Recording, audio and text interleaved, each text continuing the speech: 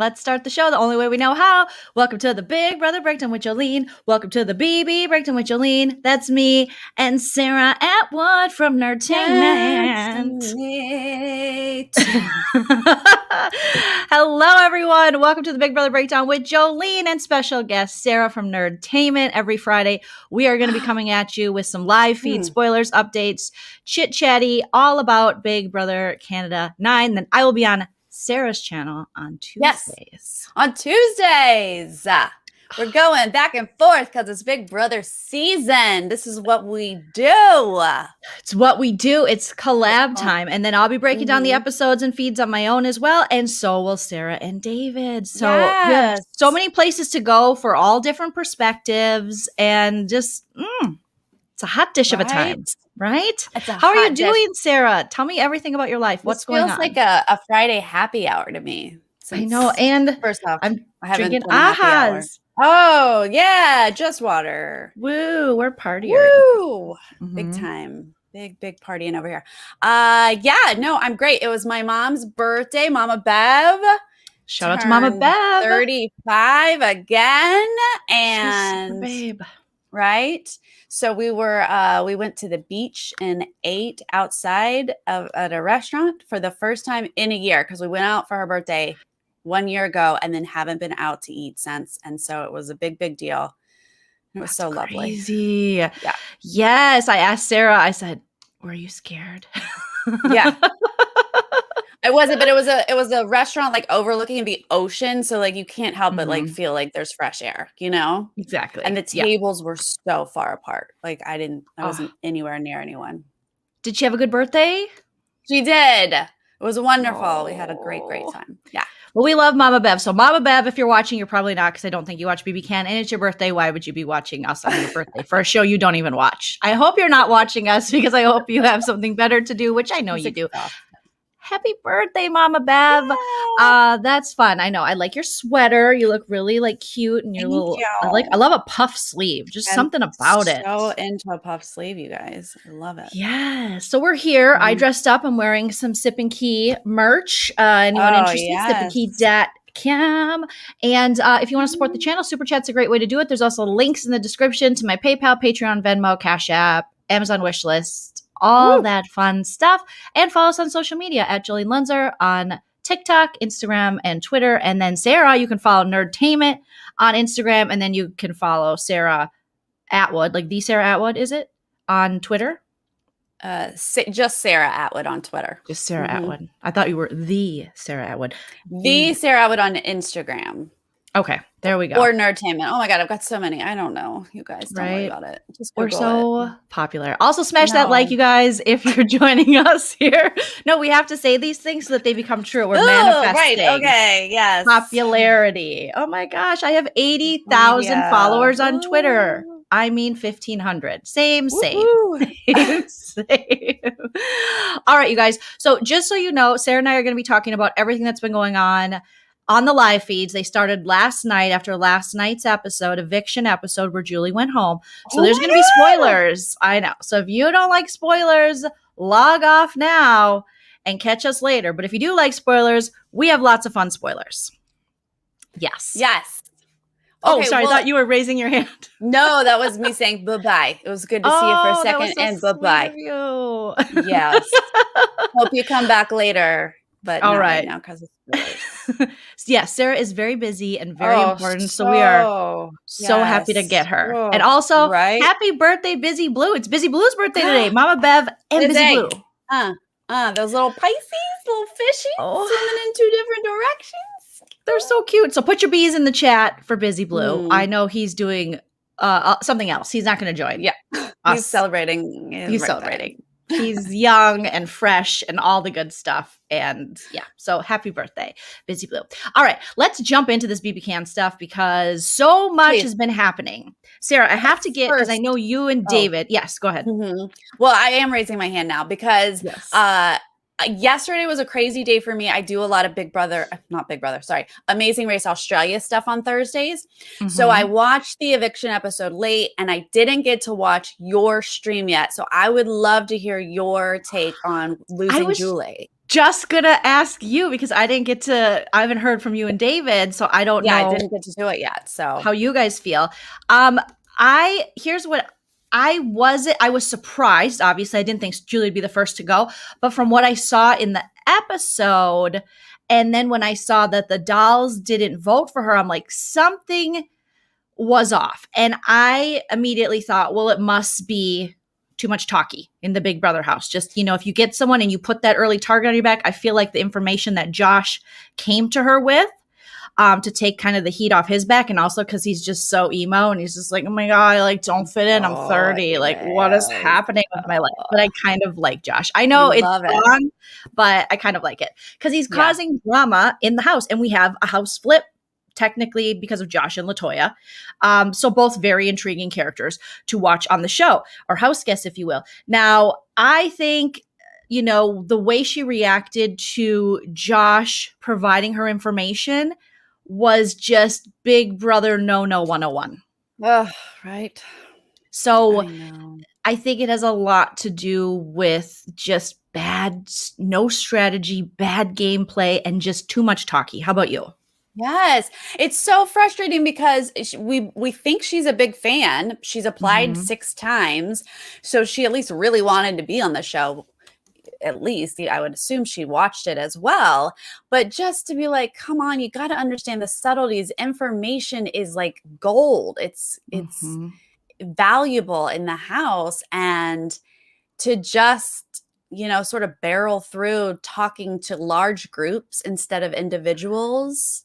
Yes. That's so disastrous in your first week. So yeah, I mean, overall, she was a fan favorite. People were so excited she was going to be in the house. It was shocking that she wasn't a team captain. And so to lose her right away is sad, but it seems like it makes sense from what we saw. Yeah, I completely agree. I think it's one of those situations where, yes, she might have tried to get on the show for 6 years, but was it for to play the game, or was it for exposure and things like that? Because she is an influencer and she already has this huge following. So it's only good business for her to get more exposure. She might like the show, but was she a fan or just kind of like a casual, and isn't like a Kiefer? I feel like Kiefer's a real fan of the show. Austin watches a lot of BBUS and she seems to know the show pretty well. So I don't know if Julie was a huge fan, but it's sad to see her go because I think she would have been really fun to watch in the house. Yes. And I'm glad that we at least got some of her story. It would have been a shame if she had held it back for a couple weeks and it never made television. So I'm very, very glad that they at least put that in the edit.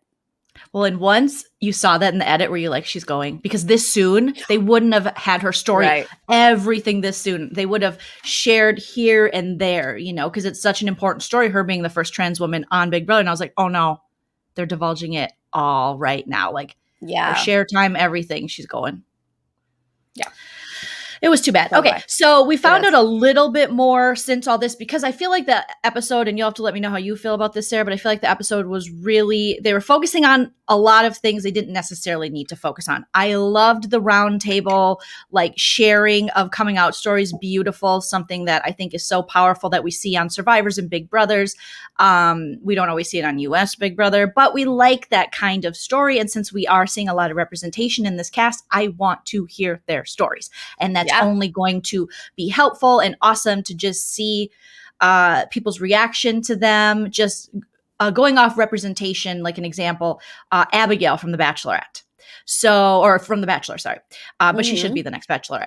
Yes, please. She has represented the deaf community in a way that hasn't been seen. And so a lot of the deaf community was reaching out to her parents of deaf kids. I get chills even thinking about this, but just saying that deaf women and men aren't represented in these romantic television shows. And so having you there, I can sit there with my young child, whether you agree with The Bachelor or not, that format of competing for love, but just to see representation on your television screen. So I think that aspect is just so important. But why did we get it felt like a 10-minute doll segment of this alliance that clearly never was. They were for like one day. That was like the first day. They all bonded, had fun together, and they just got our hopes up. I think, that hit home for a lot of the community of like, yes, I love the dolls. Fierce, let's go. And then like, no, oh wait, no, it's okay, it's gone. Not right. Not good. Because then we were they'll probably show it in the next episode because apparently there was a huge blow up. Latoya flipped the house. Josh thinks he flipped the house, but it was Latoya because Latoya wanted Julie out. Latoya thought Julie talked too much. Even the dolls themselves on the feeds last night, we had Austin and Brayden talking about how they really both weren't feeling Julie to be in an alliance with. They thought she was great as a person, all that stuff, but they were just like, real. Is that what you say after someone's, after they were just saying this out to each other. To each other. So they could have said in front of other people, of course, but they were just kikiing together and saying, and like Austin said, I didn't really trust, and I was afraid that you liked her more than you liked me. It was like that kind of, you can't have three. You know what I mean? And they were worried about how much she was talking, and so they weren't really talking. Yeah, so they weren't really sure about her. So it was never a really solid alliance. And they definitely tried to distance themselves when they talked to other people. But when there was just those two in the HOH room, because spoiler alert, Austin won the HOH. Apparently it was a competition. The HOH competition had balls in it. And it came down to Latoya. And it came down to Austin. And Austin pulled it out. And I think she made a deal, they were saying on the feeds, with Latoya not to put her up. But Latoya, or that she's safe, something like that. So that is what happened there. I don't really know. There was a lot of talk about, it was hard to hold the balls and the balls were falling. Right. And, Victoria said, I only got up to 2 balls. I don't know how everyone did with their balls. So they just kept talking about balls, Sarah. Did you get anything and it was more like, from that? Well, it was like, it was not unsimilar to the bucket thing where it was like, how long can you last? So like hanging on or holding these balls for as long as you can is all I got. Yeah. But how cool is it that the first 2 big competitions of the season were won by women? Hello. Yes, please. The coolest. And thank you. I love that. Yes. And I like that Latoya didn't win. Latoya's already, okay, first off, my girl is smart. She's fit. You drafted her. I wanted to draft her. You got 100%. I'm so stoked about Latoya, and she is showing me that she knows the game, but she has already played hard, and she already got, she picked who went home, basically. So she doesn't need to win HOH this time. She needs to kind of, take a backseat just a smidge. Yes, I think you're right. If she would have won, she even said on the feeds, she was telling her guys, because she's currently working with, I think there's a 6 person right now. So there's like the Sunsetters or something. And I believe it's Tina, Beth, Latoya, Tashawn, Jedson, and Kiefer. I think is Kiefer in the 6? I doubt it. I think I'm looking at their pictures very right. much on the outs. But he might be, there's a few layers. Yeah. Feel free to correct me if I'm wrong, you guys, but I'm looking at the list here and I think I got it right. So I don't think Rohan's in it. But there is a version. Maybe Rohan is. So like, I think Jedson and Tashawn are the center. I think that the 2 of them have like built some offshoots because now they have a 4. The 2 of them have a 4 with Austin and Beth, which I was so close. I thought it was going to be Kyle instead of Tashawn. I was wrong. I'm sorry. Is the white dude a minority? I'm shook. I've never been here before. I don't know what's happening. No. But I'm loving it. And so there's that 4. And then they were talking today about like bringing in Brayden and somebody else, but it wasn't Kiefer. So I think there's some versions here. They were, yes. So basically Latoya and Tina had a conversation how they wish they would have went with Tara because they're feeling Tara a lot more than Beth because they feel as though Beth, especially Latoya, that she can't trust Beth.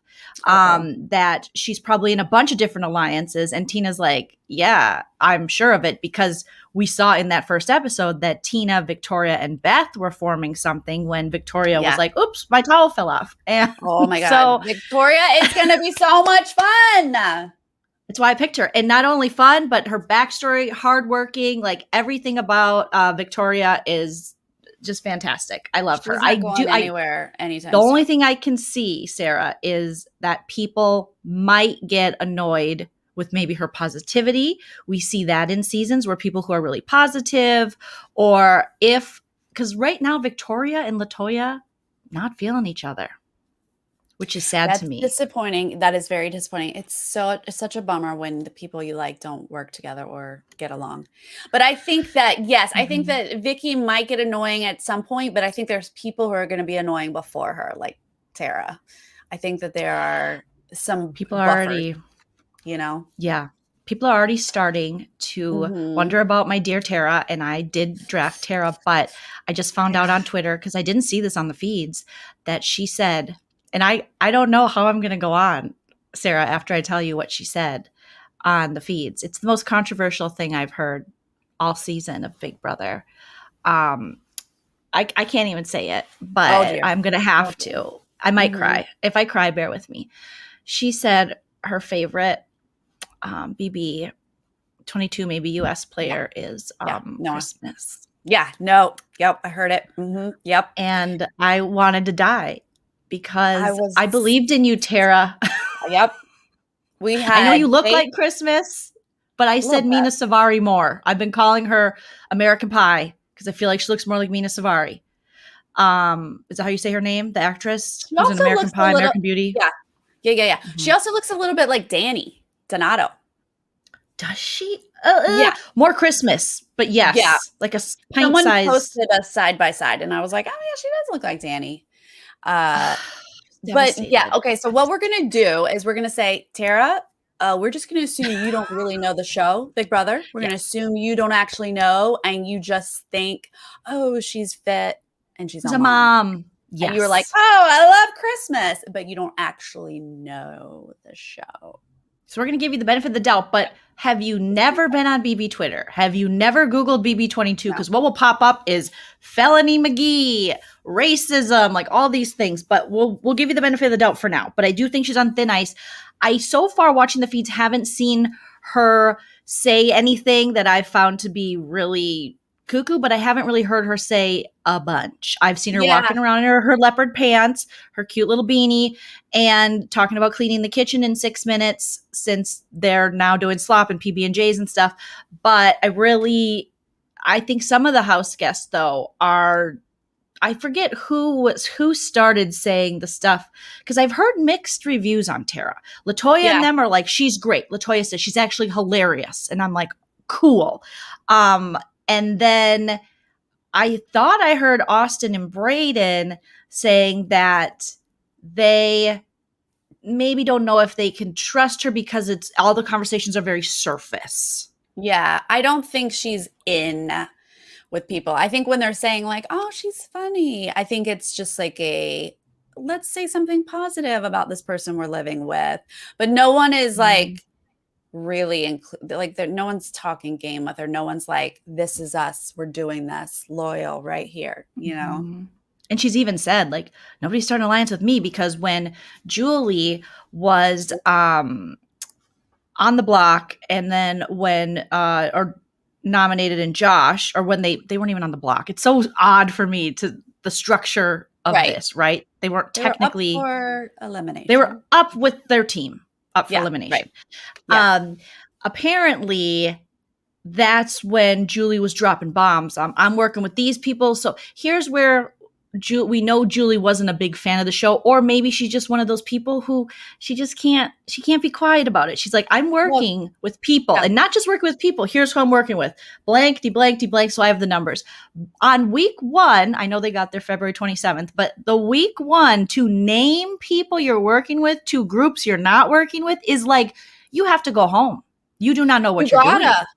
Oh my gosh. Yes. I mean, some of our favorite people have made this mistake. Like, this is Jason Roy style. This is Dave Vaughn in the early days. Like, we've seen it, and we still, can love the person and be like, I was rooting for you, but no, that's a big no. ugh, you're gone. There's no way she would have lasted past a couple weeks with all that, because she's putting targets on people and she's putting their game at risk. So love you, Julie, but this was a bad move. So apparently she's also saying she also outed the First Four Alliance, which was like the West Siders or something, and Tina and Kiefer saw this on the feeds when they were in the back picking their teams, like spying before they picked their teams. They saw that the first four to come in the house kind of formed an alliance. Even though they couldn't hear them, they could see that they formed an alliance. And then Julie outed that as well. So she was just throwing everybody out, which is kind of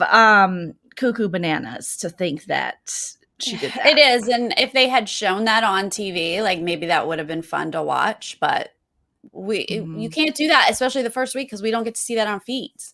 If she had done it in a couple weeks, then maybe we would have been like, yeah, blow it up, girl, let's go. But no, just such a waste. It was disappointing, because I definitely thought she was going to be a lot more strategic, but it could just be her personality.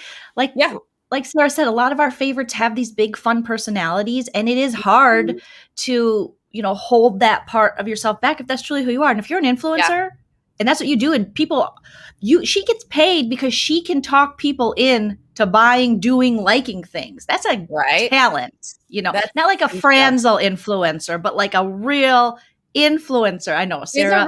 She's a real influencer, and she's gonna have. I don't know what she did, but I bet she doubled her numbers. Like, right? For sure. She had to have gotten a great jump from this. So those of you who are like rooting for Julie, just know that she is gonna be just fine. It's probably better for her now. She was able to tell her story. She was able to show a little bit of face, and then go out there and just kill it making money. Yeah. You know? So, just trying to look at the bright side of Julie going home early. Okay. So there was lots of things. Apparently she blew up on Josh and like dragged Josh. That's what they were saying on the feed. So hopefully we see this in the next episode. Oh, yeah. But the house guests were like, will they show it? Because I guess it was pretty bad. But they're also Canadian. So not to say anything against Canadians, but I feel like American television, we are scumbags. And then Canadian scumbags are kind of like, hey, you, buddy, not my friend there. And that is a horrible impression. And I apologize. But no offense. Meant, okay? Canadians are just like, better. Oh, that was so bad. And she was like, no, I will not work with you. Your pleather pants stink. And they're like, oh, they're not going to show that on TV. No, they will. We do get to see it. Because like, why would you? Well, I'm sure there was more to the whole Josh Julie thing, because Josh gave her the info. Julie like told too many people, approached Latoya completely not in a great way, but then like how did it spiral after that to make them go after each other and throw each other under the bus? Like, well, and I don't understand why she didn't kind of stick with Josh. If she did have the number, she could low key pin it on someone else to go home like a Rohan. I thought that would have been really smart, because then you have Josh on your side, and then you pull your dolls in and everyone else who's loving you, and just be like, let's get rid of this guy without outing a guy's alliance right away, but just talk to the people to talk to. The problem is Latoya is in with the guys. Those guys, so when she brought that's why you don't go by groups. You got to feel things out one person at a time. So when Latoya's in there, I'm like, oh, the cop's going to tell. She's going to tell. She's working with two of the guys in the guys alliance. So that screwed everything up. You don't know that stuff. That's why you don't just talk to a group of people, a whole room full of people. And if you are legit working with Josh, you don't say Josh's name. She just messed up left and right. Oh my gosh. She did.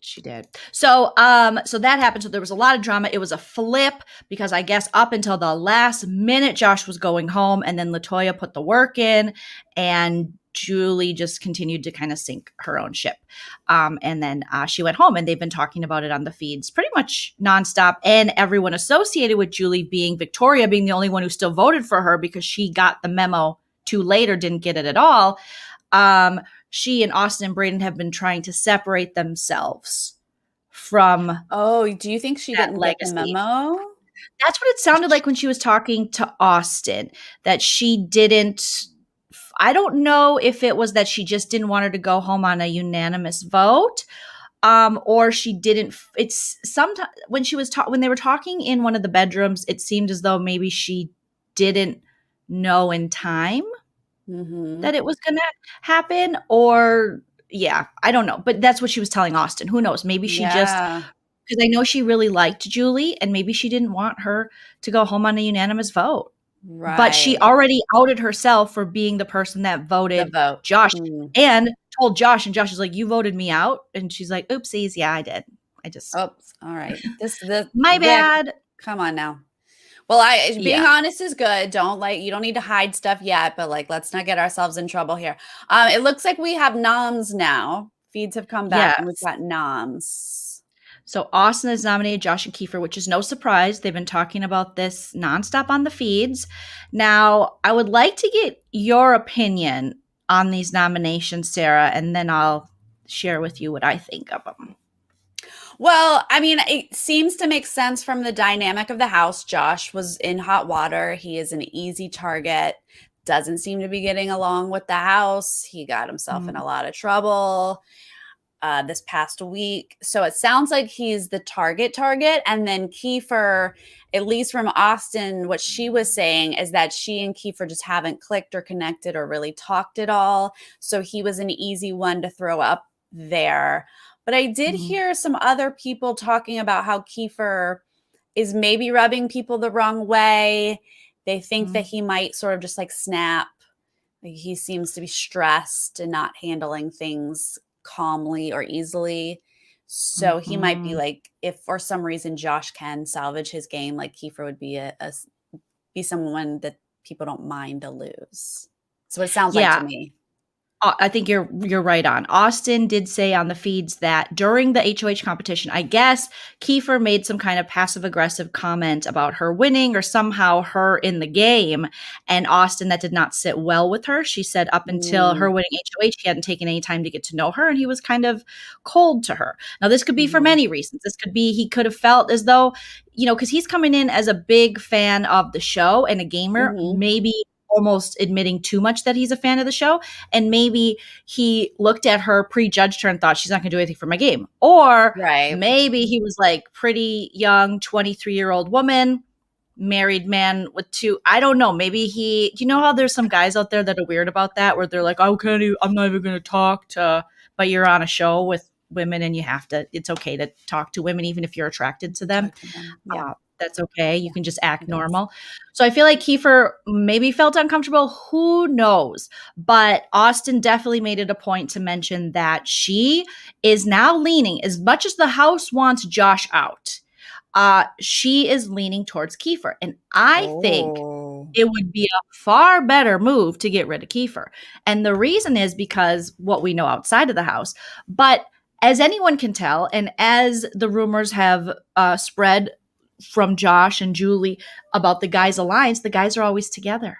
And if you look at the past of BBCAN and US, men always work together. They love working together. Alpha dudes especially. Oh, and if a cisgendered male, oh God, they love each other. They're just like, can I rub your abs? Can you rub mine? Let's lift and take the women out.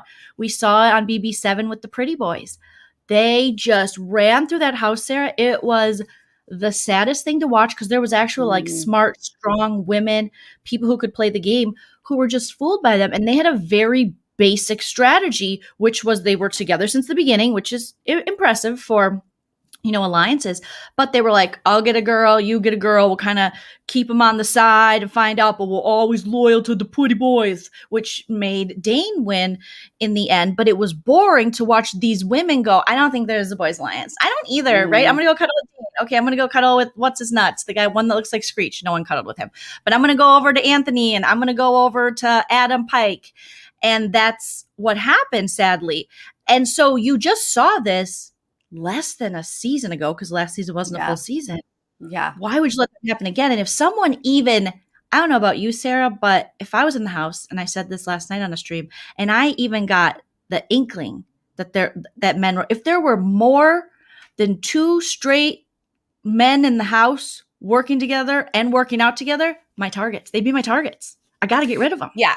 I mean, it's just, it's always obvious. So if anybody is ever like, wait, do you think that, like, what's wrong with you?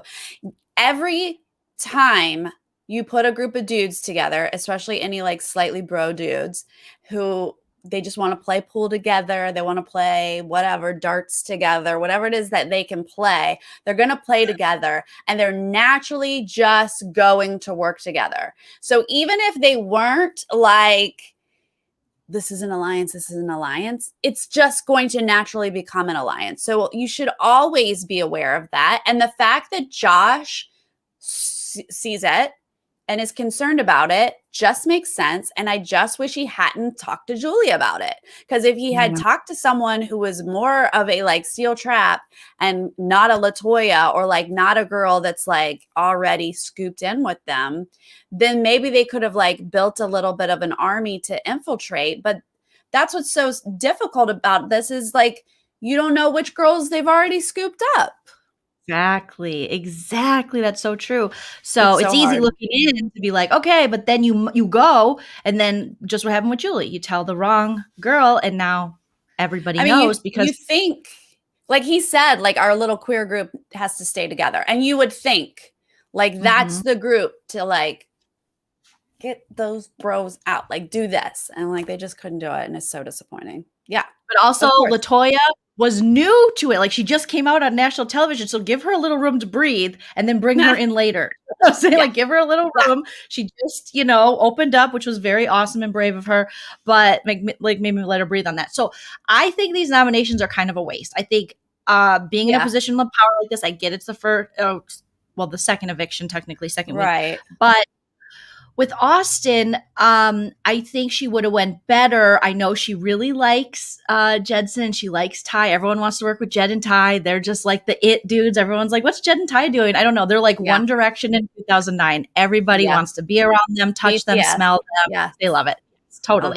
So now what she should have done is, knowing that there's this inkling and they're all working out together, we saw it on the feeds today, pull someone like Rohan and put him on the block, because ultimately, I don't care if you think you're working with these guys. In the end, they can pull in Rohan. You know what I mean? He is one of these alpha dudes. At least go after one of them. Going after Josh is a waste.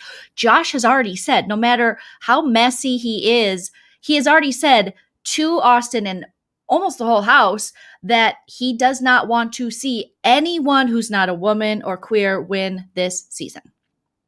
Who said that? Josh. So he is already good. Like he doesn't want to see any of the straight alpha dudes win. He doesn't want to. Right. I thought you were saying The Office. So I was like, wait, what? Okay. Oh no, Josh said that and told Austin this as well. Like, who I think. And if I was Austin HOH hearing that, like, oh, that's someone that's going to go after those guys, and I might need that down the road. But I think Austin's head, she's thinking, well, technically, I'm kind of working with Jedson because he's cute, and Ty because he's kind of cute. And because her and Beth were kikiing last night up in the HOH room, just like, oh my God, and then Austin's like, Kyle said that he's like into me. Did he say that to you? And Beth, who wants Kyle to be into her, who I made up the rumor that Beth and Kyle made a baby in the ball pit. I'm just starting rumors, Sarah, now. I don't care. That's what I'm going to do, and it's going to happen. And Beth was like, what? No, he didn't. Like she didn't get that upset, but I know inside her head, because she basically said on the feeds, I think they cast Kyle for me. And then to find out Kyle might be going at Austin, and then he was giving her a massage today. I mean, it wasn't super sexual. They were kind of her, Braden and Austin were doing massages on each other. But let's just say Kyle, he looked to be enjoying his massage on Austin. So I think that Austin thinks as though she's kind of working with these guys. Right. But this is such that's how it works, Joleen. You're like, yes, the guys are my shield, but they're really loyal to me. That's what they think. That is how their little naive little brains work. And they would never put up Rohan or, one of the guys that's vibing with them, because they have little crushes on these guys. Austin's going to do it. Beth's going to do it. Yeah. No. Of course not. They don't care. They don't think like that. No, but the women think PB boys. They're like, PB boys for life, bro. Hockey, then both what, and then the women are just like, I think I'm like falling for him. Like they think it's like Chris Harrison's going to show up and it's the Bachelorette or something on every season of Big Brother. We kind of see. Wait, so who is it that Kyle likes? Apparently Austin said Kyle has made it kind of clear that he was feeling her, kind of interested. Oh, so Austin does think that. I haven't heard Austin say that, but I haven't heard, Kyle say that, but that's what Austin told Beth. I know this is a lot of names and we're all learning it and I'm probably messing up a couple things. And it's hard because Austin, just from, I want to equate with. Right. So Beth was Kyle. Jealous. Well, because Beth from the jump has been like, oh my God, hi Kyle. Yeah. Beth is that awkward. They work for each other. Yeah. For sure. 13 going on 30. She was up in the HOH room having a seizure, but it was also dancing. And she's got her high pony and she's like, I'm so happy. And, pulling up the waistband of her pants. She's just like this adorable little Jennifer Garner. But yeah, I think she did say on the feeds, I know they cast Kyle for me. So Austin was just sitting there like, oh my God, like I'm pretty sure.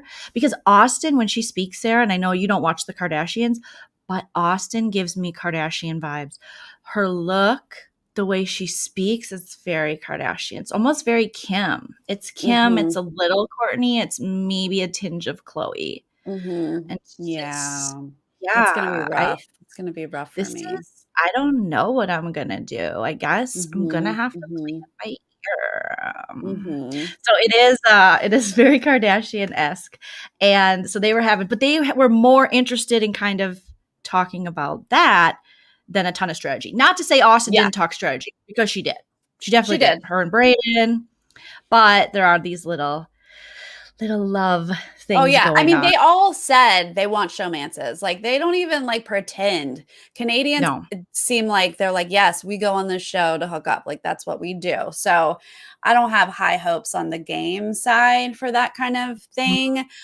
It's great to see women winning comps, but like, I hope that you can come up with a little bit of strategy behind it, but that's okay. I feel like this is a throwaway anyway. Latoya couldn't take the HOH, so we're not going to do a ton of strategy. Austin's going to put up these two. We still have a veto to play. Someone could come down.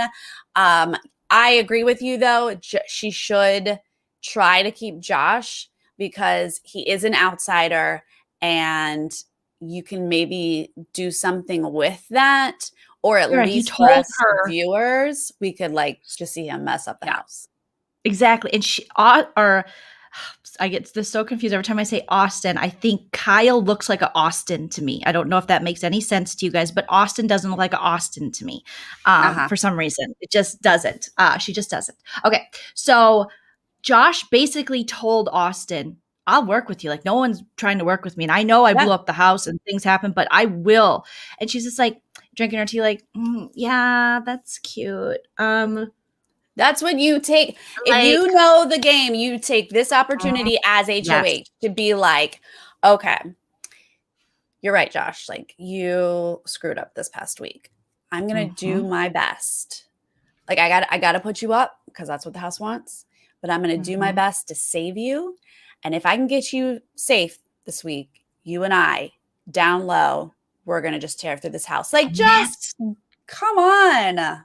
That's what Josh said, even undercover, like was giving her all the stuff. And this is where a little ageism in me comes in. And I apologize, but I think it's just based on like experience and things where when you're 23, she's 23, Brayden's 23. I wouldn't have that kind of foresight. I wouldn't have that kind of, I wouldn't have. At 23, I'd been like, no, thanks. You're done. I already decided.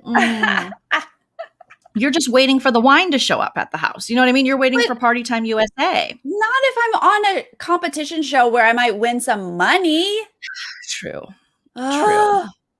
Yeah. So I just don't think Austin is running this HOH as well as she could be. She definitely could be using Josh. Josh already has a target on his back. At any time they can just, unfortunately, throw him out under the bus. And I think I see a lot of people on Twitter just like, get rid of Josh. But this in the long run is going to be good for the Alpha Alliance, but this isn't going to be good for the Victorias or the Austins or the Bradens. Like, this is not going to be good. Now, let's talk about something that's going on in the house. So obviously Latoya came to play. We saw it in the first episode. We're seeing it on the feeds. She's direct. She's to the point. She is like, let's play this game. But she's getting a lot of heat and a lot of hate. What's your take on Latoya's gameplay and the reaction inside or outside? I'd say outside and outside inside. People, I would say some of the people are thinking, you know, she's a little bit coming, or like, I don't know, I'm trying to think the right words that they were using. Well, Victoria obviously is not feeling Latoya.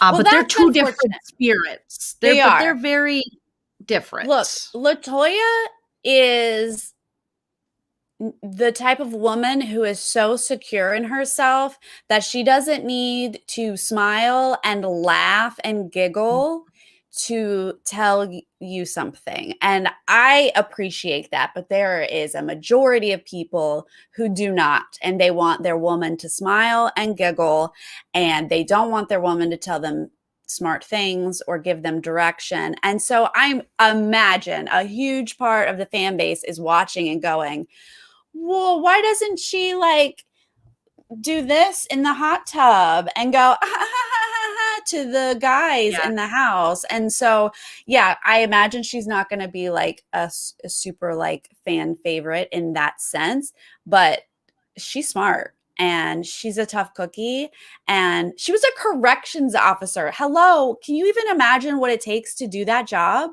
Like, she's tiny even.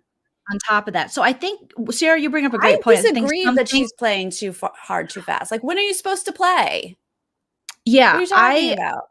And I think it's really important to remember that women in general, especially women of color, we're all kind of conditioned to do what Sarah's saying, where it's like, we laugh and it's like, someone just put a TikTok up about how I send as a woman my coworkers an email, and it was like, hey, Brad, hope you can get to this today, or can you? And then a man doing it, it was just like, Brad, comma, have this done by done today. Yeah. So being assertive isn't always looked upon as a good quality, and you often get called a bitch. So if you admit that you're smart or you're assertive or you have any kind of just like a no bullshit attitude and you don't kind of laugh and giggle, some people take that as you're a bitch. And I think that especially women of color are held to even higher standards. We've seen this in BBUS, where if you look at them the wrong way, like if a woman of color in the house looks at one of the white women or one of the white cast members the wrong way, they're like, oh my God, did you see what Davon just did? We saw it last season with BB22 with Christmas, and she was a nutcase, but she tried to turn it on Day and Bay, they really had to subdue themselves as human beings to not scare the Christmases, who were the real scary people, the felony crew. So what I'm saying is, I think Sarah brings up a great point that it is great to see representation, also different kind of women, and that you can be assertive, because Tina's assertive too. She laughs and she bullshits and she's, hey, yeah, let's play. They were playing checkers with cookies. I'm loving Tina. Like, I am loving Tina and her energy, and Tina wants to play. Tina says she doesn't even miss home yet. This is a very different than we've seen from our 42-year-old, 40-something players, women in the past. Carol's Comedy Corner. I'm just going to bring that up one more time. But so I like that, but I like Victoria. I like Victoria's energy too. I like her two free different spirit approaches. And they're both being themselves. And that's what we want at the end of the day. Like, this is Victoria's strategy, and it's going to take her so far. This is Latoya's, and it's going to take her so far. She might be very clearly a threat by week 3, and she goes early. Who knows? Mm-hmm. But there are plenty of dudes. Cody just did it, who played hard from the get-go, won the very first HOH, and didn't let off the brakes, and he won the gosh darn season. So, I mean, I love it, but I'm also okay with women who act like that. I know it's going to be difficult for some people, but I think the dudes are doing very similar stuff, But, like, are we having the conversation that Jedson and Tashawn are playing too hard, too fast right now? Of course we're not, because they're two dudes, and that's what we do. That's what dudes do. That's what dudes play. So, but I think the fact that Latoya came in and she was like, no, we're doing this, we're doing that, and was very assertive, then people at home were like, wait a minute. And then also, what? I think people really wanted Latoya to work with Julie. And unfortunately, that wasn't the game Latoya wants to play. Latoya basically said to Tina when they were sitting in, I don't know if it's the Expedia room, but it's the room they go in that's kind of warm, because every room apparently in the BBCAN house is freezing cold, especially the HOH room. And they were talking and she said, I like Tara because she seems more logical. Like she's very, she's not going to like overreact, where Beth is going to be a more emotional player. I would be considered probably, if I went in the house, a more player like a Beth, more emotional, where Sarah would go in the house. Sarah can control her emotions all day, every day. You're not going to rock Sarah. But me, I'm going to have to really fight back of not being like, excuse me, what did you say? So you know what I mean? So there's just different, it's a lot of personality and things like that. So it makes sense why she wants to work with someone like that, because that's how Latoya is. One more thing about Latoya, lots of thoughts about Latoya, is because she looks the way that she does and doesn't giggle as much as like a Victoria, she has to use a shield strategy. I don't know if she knows that's what she's doing, but it's what she's doing. She found the two dudes and she made this happen because she needs them as a shield in front of her. If she wasn't working with them, she'd be out next week. Like, she is a clear threat. So she has to play with the shield strategy. That's why she's with the dudes. I know we don't like, alpha dudes as much, but she has to do it. Yeah. Well, and that makes sense now that you say it, now that we've seen inside the house and different players' reactions to her strategy of play and her just getting right down to gameplay and strategy and not kind of humoring people she doesn't want to talk to. Obviously, the way she talked to Julie was like, I'm done with it. And she doesn't like Josh. So it's like, if you can't do anything for her in the game, she's kind of like, don't waste my time. I'm here to play this game. And that's her strategy. Mr. Ty saying, who will be the replacement nominee if Josh or Kiefer come off? There's been tons of talk. It'll be Rowan. Yeah, he doesn't quite fit in, apparently. No. He's pretty chill, though, compared to what I thought he would be in his interview tapes, where he was just like, I'm going to, cause chaos, and I lie all the time. And I'm like, so far, I've just seen you rock a cardigan sweater really well. Yeah. That's all I've seen you do. So haven't seen those villain vibes yet. No, he talked a big game, game so far. But my hope is that Josh does win the POV and that they do, he comes down and they put Rohan up and then they get rid of him, because I think that would be the smartest move right now, is for Austin and them, is to get rid of one of the alpha dudes. It really is a smart move. But I know that Austin, she just isn't feeling Kiefer. And Kiefer is a threat of how much he knows in the game. And Kiefer talks a lot. He talks too much. And they've been having to keep him. Latoya and Ty and Jed have been annoyed with the fact that they have to tell Kiefer, don't freak out, because he's already talked about going home. Apparently, because and they're like, just. Well, they took his bed today. Come up. What happened to his bed? What happened? I don't know what happened with the bed, but I just know that there was a comp, right?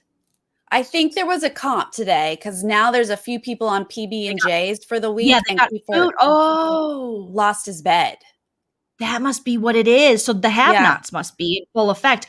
But if that's the case, we will get. We're not in the ball pit yet, so we're not in the ball pit. Someone earlier was asking the ball pit, why they have a ball pit, baby? Because the have-not room is a literal ball pit. Yes, Chuck E. Cheese. I can't wait. I'm so excited about the ball pit. I love it too. So much. I love it. So, so maybe that's why, Sarah, that makes a lot more sense. But they were really having to talk him off the ledge. And Tina and Latoya and Jed and Ty, they're just like, you need to, because Latoya does not want to play with emotional players. She's like, here's what we're going to do. We don't even have the noms yet. Wait till we have the noms. Then we play the POV. After the POV, that's when we start figuring shit out. Sign? I forgot what her sign is. Isn't she is she a Taurus? Okay. Yeah. So Tauruses are like stubborn, right? And they're very stubborn. Yes. They're set in their ways. Mm-hmm. And they will tell you what time it is. For sure. I mean, she probably also has like some Sagittarius or Leo or something in there that's like, I just don't have time for you. I do like a Taurus though. My BFF is a Taurus too. But she will definitely like put me in my place and be like, okay, that's enough of your Aquariusness. And someone asked me recently, Sarah, and I never thought about it this way because I consider myself obviously emotional. We know that I'm an emotional person. But then Jess Milagros during our draft was like, are you kind of emotionally distant though? And I'm like, I kind of am though, to other people a little bit. There are moments. You don't think I am? Because I've been pondering this ever since she said it. I mean, I've not noticed that in you, but I also don't know of that as an Aquarius trait. I know a lot of Aquarius, and they are friends with everyone, and they wear their heart on their sleeve, and they're like, let me tell you how I feel and what's happening. And do you love me? Do you love me? Did I upset you? And that's kind of true. However, I think it might be my Scorpio. What do I have? A Scorpio moon or a Scorpio rising or something that where when I'm done, I'm done. Like we're ghosting. Oh, yeah. We're done. Yeah. The door is closed. Like Nene Leakes says in the Real Housewives of Atlanta, the door is locked, closed. You can't come back in. You can't come back through. We're done. I warned you. I'm over it. Scorpio. Yeah. Okay, that's Scorpio. Okay, good. Thank you for the super chat. UC Boss Joleen. This is Velvet Z. Oh, I've missed you too. We've missed you, Velvet. Welcome back, Velvet. Boss. Yeah, Latoya is a serious threat to win. The only thing that can go wrong for Latoya is she needs to keep the Tinas on her side. She needs to, and I don't know where Tina's really at, because when Tina talks to Latoya, Tina's like, yeah, I kind of wish we picked Tara too. Beth is a lot. But then when she talks to Beth, her and Beth get along great. But that could be they get along great socially, but she sees the flaws in her game. Because again, that's the fun of watching like older people play, because with life experience and relationship experience comes great experience for this game. You know? So I'm not really sure, but Latoya has to make sure that it's just not Ty and Jed that are her. She needs a final two that's game. Not them. Yeah. Because they just will needs to soften that social game so that even though she is maybe the most loyal to those two dudes, but that Tina still likes her.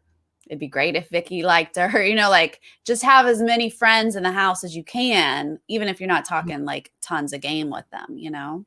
Yeah. So, yeah, exactly. Even if, I mean, there's going to be people you don't like, and I understand that because it would be hard for me to go in there and if someone really annoyed me, I would just be like, ugh, God. Yeah. I've been on plenty of improv teams where there's been one, you know, there's always one guy who's too touchy or too bossy. And there became a point where me and Shell were on a team with a guy, and when he tried to tag me out, I just would walk off stage. Like and I was like, I think we have to quit this team now, because I'm like, I don't want Josh to touch me. His name was Josh anymore. Sarah and Joleen, what does Latoya do when the guys' alliance realizes she's a threat to them? Well, that's the thing. That's why she needs the side, and like Sarah says, a good social game. So she needs the Tinas. She needs Tara. She needs, I wish she had Victoria, but Victoria is not feeling her, and she is not feeling Victoria. So they are very different. Gonna need, you know.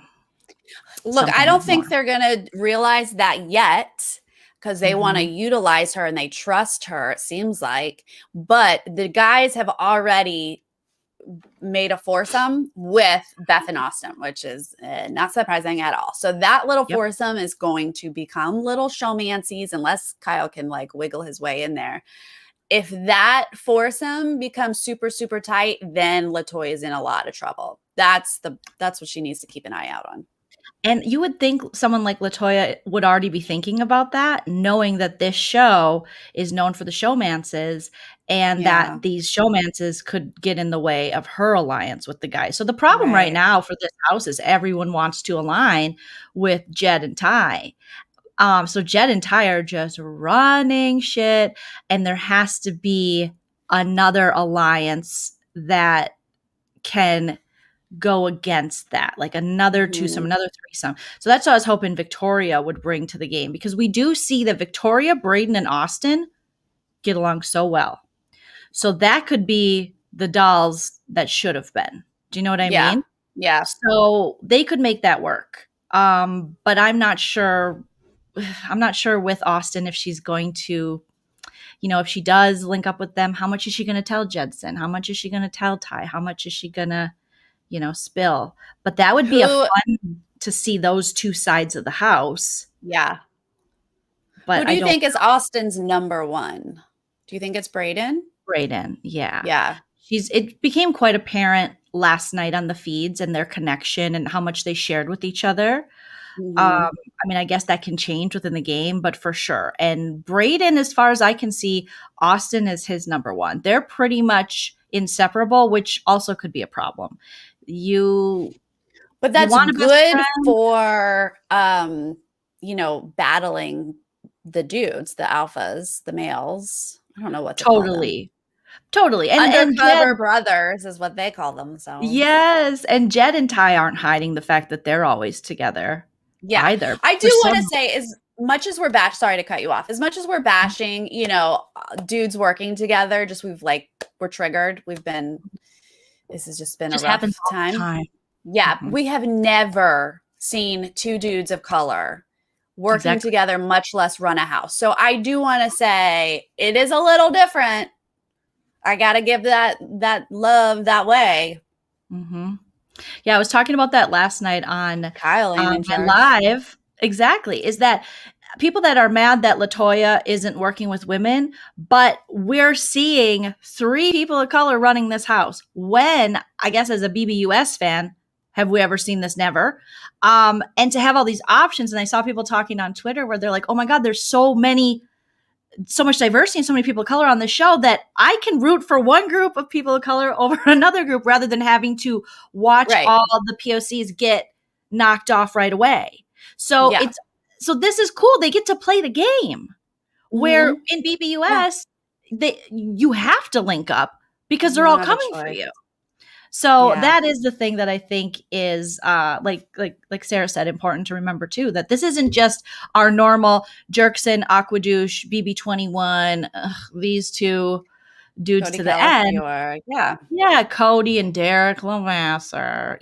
This isn't that. This is something that we haven't seen. And so that's kind of cool. So maybe we'll love them.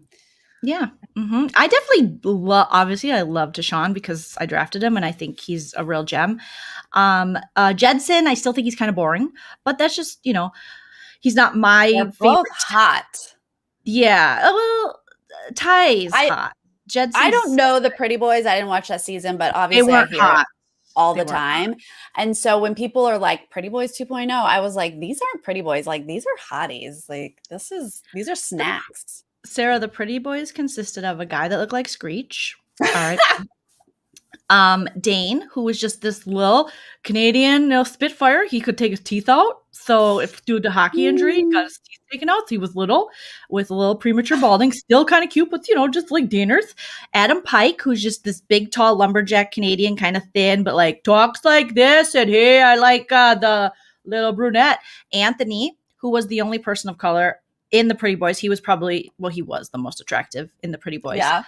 And that was it. They didn't have any, I don't think there was another Pretty Boy, right? That was the 4 of them. And they linked up. I'm Googling it to see if I can. Oh. Yeah. So if you see Daner's got the missing teeth. Adam Pike's like, hey guys, what you doing? And Adam Pike is actually going to be fighting. I believe they're doing some kind of charity Big Brother thing this summer for pay-per-view. And I think he's going to be fighting Josh from BB19. And I just hope he just wins. Oh my gosh. To watch Josh just get in a little boxing match. That'd be fun. Oh, okay. Yeah, I gotta look now too. I don't like violence. Yes, Regal. Full on meals, not just snacks. Like they're full on meals, Sarah. Yeah. I'm a cougar. Yes. Sarah, why I'm going to pull up a picture of the Pretty Boys and we can be reminded that they're not very pretty. I mean, you have to be attractive to go on television, but those guys they're not like Ty and Jed. Rowan, I think, is hotter than these guys. He in his cardigan. Josh is hotter. I think Josh is a cutie. He's moody.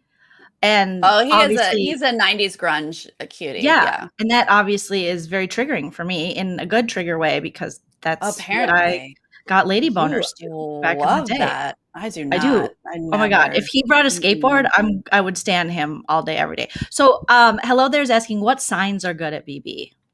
You know what? I wish we could say, because I've looked into it a little bit, but it's hard to know because your sun sign is, I need their whole chart. I need their whole chart to understand who would be a good player. But I do think that earth signs, which are Taurus, Virgo, and Capricorns, they do very well because they're grounded and they can think through some things. But, you know, you also have a moon sign and you have a Mercury sign is the way you think, and a rising sign. So like you could have you could be like an Aquarius, like Joleen, that's an air sign, but she's got water that makes her like even more emotional. But if you were an earth sign with water, like, you know, it just depends on how the mix goes. Yeah, you got to know the full chart. So yeah. Funny fact about this photo. So this was their little sign for the season, Sarah, to do this. Yeah. Apparently in ASL, American Sign Language, this, I think, is, correct me if I'm wrong, I better Google it, is a sign for lesbian. And they didn't know.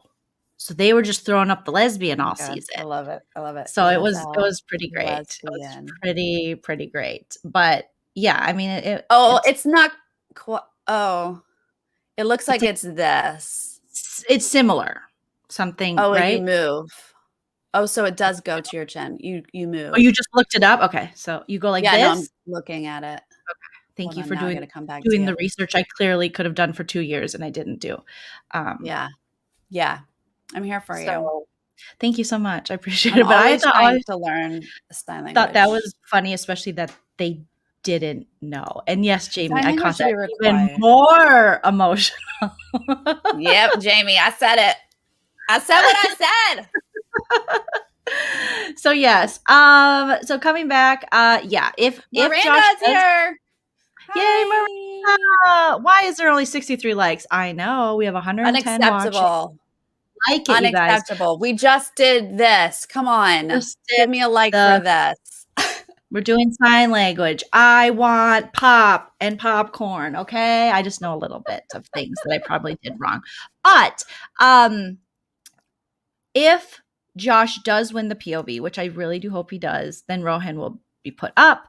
And obviously there's a good chance they're going to just talk them into at this point, Rohan would go home.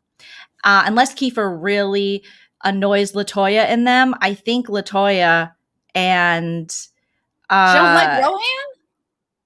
No, I'm sorry. Well, no, she likes him. I'm saying to keep the kind of squad. Actually, I don't know what I'm thinking. That I'm wondering if they're in that alliance together. So she would be protecting Kiefer, unless Kiefer really pisses her off and pisses Ty off and pisses Jed off.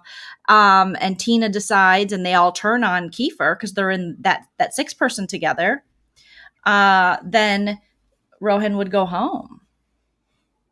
So, I mean, it's so early, you guys. Like, take all of this with a grain of salt. Remember these first weeks. Oh, I love this grid. Yeah, I know. I love that they offered this on their website too. So yeah, so right now we're scrambling. They're scrambling, and we just know that Tina and Beth, Kiefer, Jedson, Latoya, and Tashawn are in an alliance. We know we've named lots of people working together, but that is why right now Latoya and Jedson and Ty are trying to just keep him calm because they're like, we're fine. We still have the POV and we just want to get rid of him. And of course, I guess the whole reason they got rid of Julie in the first place is the fear that something like this would happen and Austin, someone not necessarily aligned with them, would win an HOH. They still had Josh to throw under the bus or to throw out or something. That's what they were alluding to this on the feeds. And I was trying to follow it all. But again, we've barely had 24 hours of feeds and they cut it a lot. But so Latoya is thinking strategically. So whatever you think about how she's playing or her personality, she's playing. like Sarah said, she's playing this game. Kyle's sitting pretty chill. He definitely doesn't like Josh at this point. He's spoken quite a bit about being annoyed with Josh. So has everybody. That's nothing new. So I would keep, if the person wasn't directly annoying me, I would keep him in just to always have a target off myself. Do you know what Josh allegedly said to Kyle? Don't. Did someone put in the chat? No, I think it was Austin talking to, I forget who she was talking to, but Kyle told her. So it's not on the feeds. I don't have the footage. I just have her retell. But Josh said to Kyle, "You're a cis white male. You're never going to win this show." Yeah, that sounds pretty on brand for Josh, because he basically said that he doesn't want a cisgendered white man or an alpha dude to win the show. Well, I don't know if he, when Austin retold it, it had nothing to do with, I don't want you to win this show. It was, you're not going to win this show. Who knows how it was really said, but half of Twitter was standing Josh just for saying that today. But, it fits his little lone wolf emo brand. I mean, he's going to struggle in this game, but if they do keep him, someone could utilize him.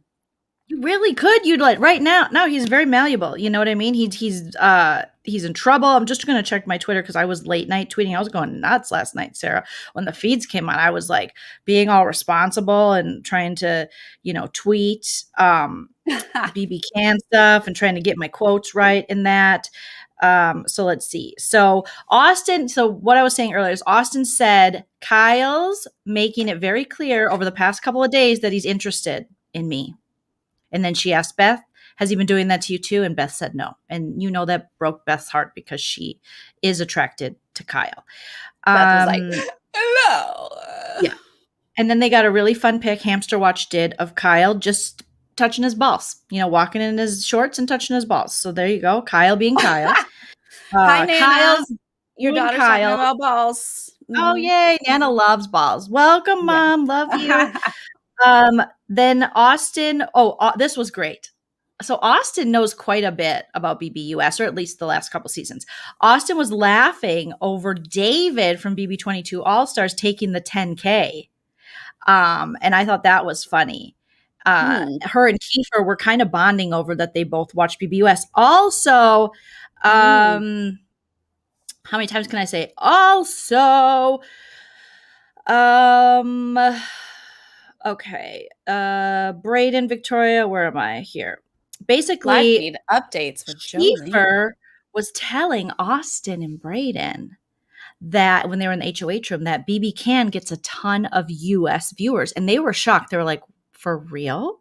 We do?" Yes, and he was like, you do. Yeah, the state of California has like 17 million more people than all of Canada. I don't know if those numbers are right, but that's what Kiefer said. He seems to love to talk about this.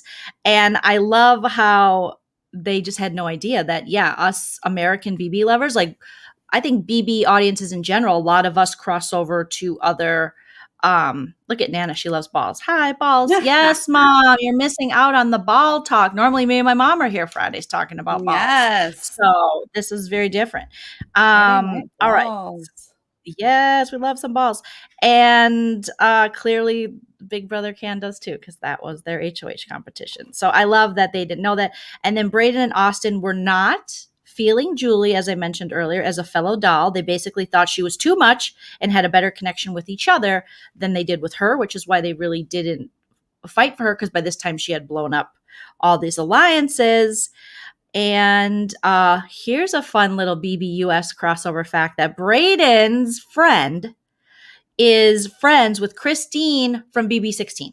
So Christine, who loved Cody, got a divorce, is now out in the world like, I'm free and I'm talking about sex and all kinds of vaginismus stuff, which good for you. Talking about those kind of issues, Christine, on the real, because I think a lot of that stuff people don't talk about. Who was friends with two people have a mutual friend, Kyle and yes, it is. And have we haven't heard any of that on the feeds? I don't think we haven't heard. Jess was telling us about that, right? Or did you know about that, Sarah? Well, Jess said it, but people in the chat seem to know it too. I don't know who that was. Anyone in the chat? No, I don't remember. I'd have to go back and look at the video. But Kyle has a friend, and that friend knows someone else who's in the cast, but it seemed like Kyle doesn't know this other person in the cast. And I don't know. We'll have to get to the bottom of that because I do remember that conversation, but I can't remember. And so apparently Christine from BB16 said to always trust one person because they always make it to the end, those people. And she compared it to like Cody and Derek, trying to think, I guess if you go all the way back to All Stars, you would have, well, she stopped trusting him, but Erica and Mike Boogie. I'm trying to think of other. Always trust one person. Like always have your one go-to. Yeah. Like that you really trust. I think that was and that is your ride or die. Like always have a ride or die because you can go to the end. Well, I love it in theory, except Josh went to Julie as his ride or die, and look what that got him. Exactly. So you have to pick the right one, and a lot of it's luck too. It is. The fact that Derek was able to get Cody to want to keep playing with him is just more testament to the fact that Cody isn't the smartest Big Brother. Player. It's more testament to how great Derek is that he was like, who's gonna just do whatever I say? He'll follow me to the end. Boom. But I think even if he had picked Franzel, I think at that stage of her life, she would have. It was before Franzel played dirty. Like I think she would have been. She wouldn't have won enough votes for him. Yep. She won a decent amount, right? In BB16. It wasn't horrible. Yeah. If he would have picked Hayden, I think Hayden would have done the same thing. Now, obviously, Caleb, I think you can easily manipulate Caleb. You just have to stop him from talking too much. But Cody was also a talker, but, they were able to keep it under wraps. I still think that the BB16 cast was just, Derek got very lucky because it wasn't the brightest bulbs. He had a lot of Victorias, if you will. A lot of, there was the extreme Victoria, and then Cody was like the female Victoria, but could win things. That's just my opinion. Me and Sarah very much differ on that. And Sarah did pick Cody. It's so easy last year. Yeah, it is. It's going to win though. Like I'm not giving him that much credit, but he did it. He surpassed what I thought he could do. Yeah, he did, Sarah. And then you won the draft. But this year, I think my team's looking pretty good because I have Victoria. Darn good. I got Sean, and the only problem might be Tara. But I think if Tara kind of lays low, links up with Latoya, and this is what I thought since day one. I thought I need Latoya and Tara to work together to be the small but mighty. But Victoria said in the room when she was talking in one of the bedrooms, when she was talking to Austin, because Austin came down to do her makeup in the Destiny bedroom, she said that she wants to, if she was HOH, that she would go. I know you're supposed to put like the big threats on the block or something like that. She's like, but I don't know how she worded it, but basically that she would put up Latoya and Tara. Like they might be the smallest, but they're really big threats. Wait, so Austin said that? No, Victoria was saying that to Austin. So that was kind of funny. Austin was like, oh, really? You would? And she's like, just kidding. But you knew she would. But I thought Victoria and Tara were hitting it off with the chapstick from day one. So things are changing. We need more feeds to be able to digest all this stuff. But was there any other things on the feeds that you wanted Canada's feeds are, no, the Canada feeds are annoying. They throw me an ad all the time, and I can't, like, they'll start to say something and then an ad happens, or they go dark so much. So it's different than US.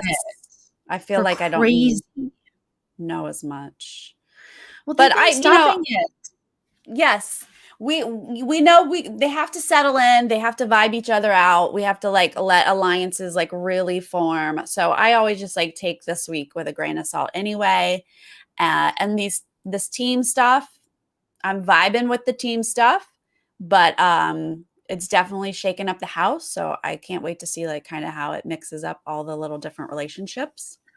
And we don't know how long the teams are going to last. So at this point, they're going to lose another player. So it'll be 5v7. That's what Braden keeps saying. They're really going to go 5v7, 7v5. Like, we're really going to do that. So I don't know if this will be the last week of the teams. Do you think it will, Sarah?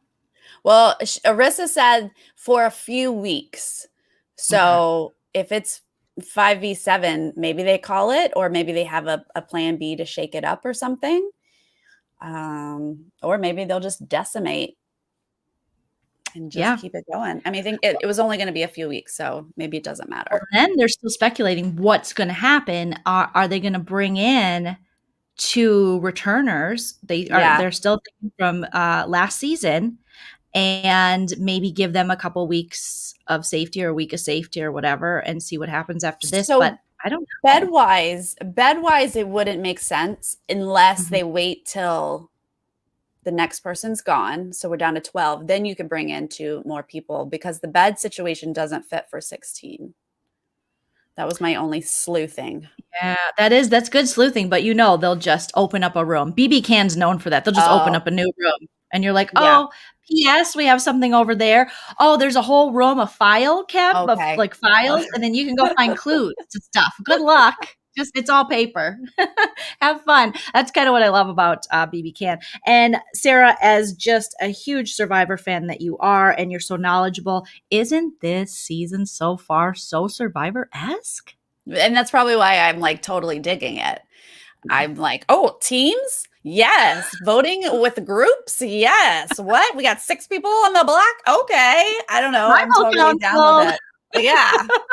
Works for me. You know what? Switch it up. It was no one expected there to be a Panakukin for all of, what year are we in? 2020, and now we're in 2021. No one expected it still to be going on a year later. No one expected the season to get cut off. So, do what you got to do. We'll judge and see if we like it. Afterwards. Stacey says the Canada house makes it hard to watch feeds. Too open and bright, not enough places to see. I do like their house, though. It's just so fluorescent. It is, but so big. I like that about it. The BBUS house is small, but it is a lot. There's little corners and stuff. Yeah. But I feel like in the BB, it is big and open, because they have that whole gymnasium area where the pool table is, basically.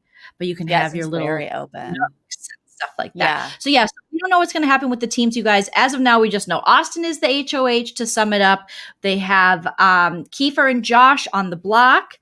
Austin, is BFFing with Braden. Everyone's talking about, they thought voting Julie out morally, they had an issue with it, but game-wise, because I think you don't want to vote out someone who it's the first representation that community's ever seen.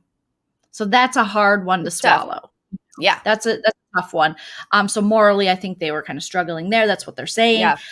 But overall, for their game, they thought it was very smart. So it's Kiefer and Josh on the block. We have the POV coming up, I believe, tomorrow. Right? Yes.